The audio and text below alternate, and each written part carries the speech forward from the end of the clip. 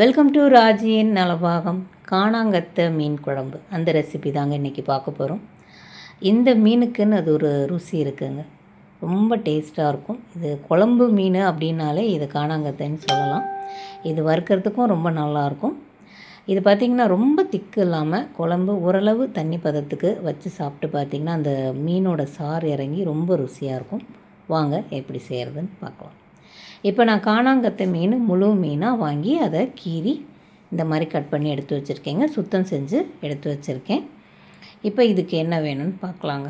இப்போ 2 பெரிய வெங்காயம் இந்த மாதிரி இதை நான் அரைக்க போகிறேன், அதனால் அப்படி பெருசாக கட் பண்ணி எடுத்து வச்சுருக்கேன். 20 சின்ன வெங்காயம் அது தோல் எடுத்து வச்சுருக்கேங்க.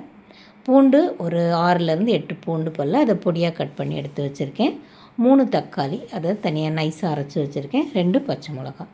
இப்போ ஒரு வெங்காயம் சைஸ்க்கு புளி எடுத்துக்கலாம்.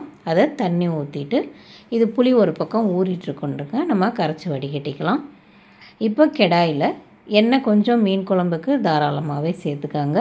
நல்லெண்ணெயாக இருந்தால் ரொம்ப நல்லாயிருக்கும். 1/4 டீஸ்பூன் கடுகு, 1/4 டீஸ்பூன் வெந்தயம் சேர்த்து நல்லா பொரிஞ்சதும் சின்ன வெங்காயம் பூண்டு நம்ம இந்த பெரிய வெங்காயத்தை அரைச்சி பேஸ்ட்டு பண்ணி எடுத்துருக்கோம், அதையும் எல்லாத்தையும் ஒன்றா சேர்த்துக்கலாம். இப்போ ஒன்றா போட்டு வதக்கணும்னு அவசியம் இல்லைங்க.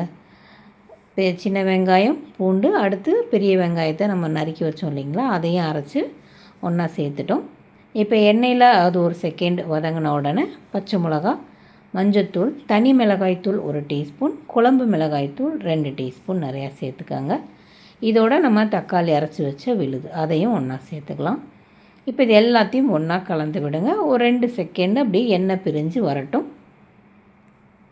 இப்போ நம்ம புளி ஊற வச்சோம் இல்லைங்களா, அதையும் கரைச்சி நான் வடிகட்டி எடுத்துக்கிட்டேன். புளி தண்ணியும் சேர்த்துக்கலாம்.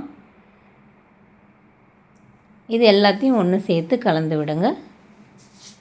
இதோட ஒரு 2 டம்ளர் அளவு தண்ணி சேர்த்துக்கலாங்க. இப்போ இந்த குழம்புக்கு தேவையான உப்பு, கொத்தமல்லி, கருவேப்பிலை இது எல்லாத்தையும் ஒன்றா சேர்த்து கலந்து விடுங்க. குழம்பு நல்லா கொதி வரட்டும். ஸ்டவ் கொஞ்சம் ஹையில் வச்சுக்கோங்க. நல்லா கொதிக்கட்டுங்க. குழம்பு கொதித்து அந்த பச்சை வாசனையெல்லாம் போகணும். மீன் குழம்புக்கு பார்த்திங்கன்னா எப்பயுமே நம்ம இந்த மாதிரி எல்லாமே ஒன்றா சேர்த்து கூட்டி வைக்கும்போது அதோட ருசி தனியாக இருக்கும். வதக்கினோம்னா அதோட ருசியே வேறுங்க. மீன் குழம்புக்கு எப்பயுமே ரொம்ப வதக்கக்கூடாது. இதை பார்த்திங்களா, மேலே நம்ம ஊற்றின எண்ணெயெல்லாம் அப்படி பிரிஞ்சு இப்படி மேலே வரணும்.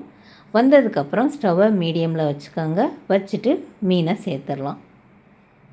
நீங்கள் கட் பண்ணி சேர்க்கறனாலும் சேர்த்துக்கலாம். நான் முழுசாகவே சேர்த்துட்டேங்க. இப்போ மீடியமில் வச்ச பிறகு மீனை போட்டதுக்கப்புறம் கம்ப்ளீட்டாக ஸ்டவ்வை சிம் பண்ணிவிடுங்க. மீன் நல்லா வெந்துருச்சு. நம்ம ஊற்றின எண்ணெயெல்லாம் மேலே பிரிஞ்சு வந்துடும். குழம்பும் நல்லா கொஞ்சம் இறுகி கொஞ்சம் கெட்டியாக இருக்கும். ரொம்ப திக்காக இருக்காதுங்க. இந்த குழம்பு கொஞ்சம் அந்த சாறு பதத்தில் இருந்தால் தான் டேஸ்ட்டு கொடுக்கும். நீங்களும் ட்ரை பண்ணி பாருங்கள். வேறு ரெசிபியோட அடுத்த வீடியோவில் மீட் பண்ணுறேன். தேங்க்யூ.